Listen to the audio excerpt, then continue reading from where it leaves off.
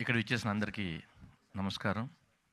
Especially media మిత్రులకి, అలాగే my trailer launch అనగానే హెసిటేట్ చేయకుండా వచ్చిన నవీన్ చంద్రకి థ్యాంక్ యూ భయ్యా, థ్యాంక్ యూ సో మచ్.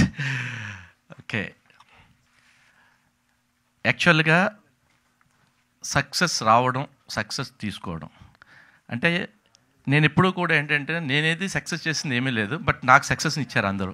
ఎట్లా అంటే ఒక మంచి కంటెంట్ ఉంటే అవును మేడం ఇది శ్రీరామ్ గారు అయితే ప్రాపర్గా ఎగ్జిక్యూట్ చేస్తారు, డెఫినెట్గా ఆయన చేతిలో ఉంటే బాగుంటుందని చెప్పి ఆవిడ ఎప్పుడు కూడా అలా నా మీద నమ్మకంతో ప్రతి ప్రాజెక్ట్ నా చేతిలో పెట్టి, అంటే ఆల్రెడీ ఒక వాళ్ళని నమ్మి ఇది సక్సెస్ అవుద్దని చెప్పి నాకు ఇచ్చి నన్ను సక్సెస్ చేశారు తప్ప నేను సక్సెస్ ఇచ్చింది ఏమీ లేదు.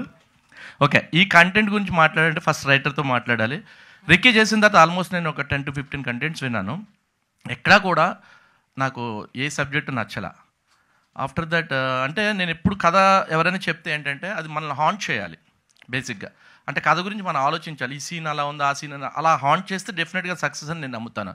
ఫస్ట్ టైం దివ్య గారు వచ్చి నాకు, అంటే యాక్చువల్గా దివ్య గారు నాకు చెప్పలేదు ఫస్ట్, అది ఎక్కడెక్కడో తిరిగి ఆ తర్వాత జీకి వచ్చి జీలో చెప్పి, సో జీలో చెప్పిన తర్వాత ప్రొడ్యూసర్ ఎవరు అని అనగానే శ్రీరామ్ గారికి ఇద్దాం అని అను మేడం అంటే ఇమీడియట్గా ఆవిడ ఓకే అండి, శ్రీరామ్ గారితో నేను రెక్కి వర్క్ చేశాను కాబట్టి ఓకే ఐఎమ్ హ్యాపీ అని చెప్పి ఆవిడ నా దగ్గరకు వచ్చి నాకు కథ చెప్పంగానే నేను ఎంత హాంట్ చేసిందంటే కదా భలే ఉంది కాంటెంట్, ఇలాంటి కాంటెంట్ చేస్తే డెఫినెట్గా సక్సెస్ అవుతుందని చెప్పి ఇమీడియట్గా ఫస్ట్ డేనే నేను ఆవిడ చెప్పగానే చాలా బాగుంది దివి గారు అంటే, నేను తర్వాత కూడా 2-3 సార్లు ఆవిడ కాల్ చేసి చెప్పాను చాలా బాగుంది కదా, చాలా బాగా చేశారు అని.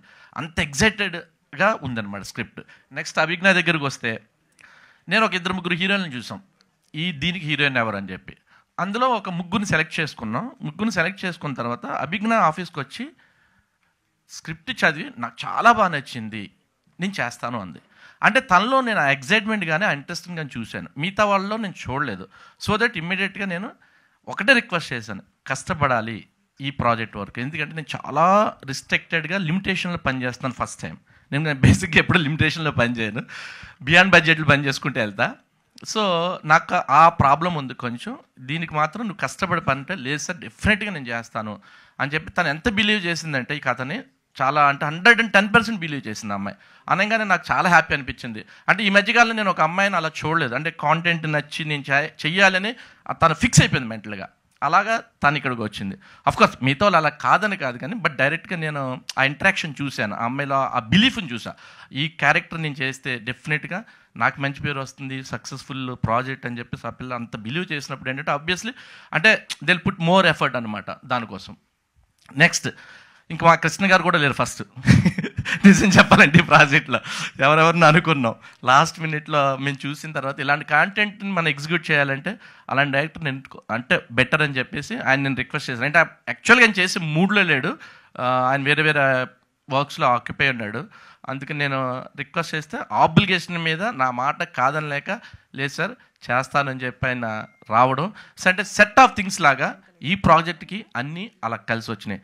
తర్వాత మాకు అఫ్కోర్స్ క్యాస్ట్ అండ్ క్రూలో కూడా ఏంటంటే నేను చాలా బిజీ ఉన్నాను వేరే వర్క్స్తో, సో దీని మీద ఎక్కువ ఫోకస్ చేయడానికి లేకపోతే నేను ప్రవీణ్ నా ఫ్రెండ్ని అడిగితే దగ్గరుండి తను ఎగ్జిక్యూట్ చేసి ఏం కావాలో అది ప్రతిదీ తన నెత్తి మీద వేసుకుని పనిచేశాడు.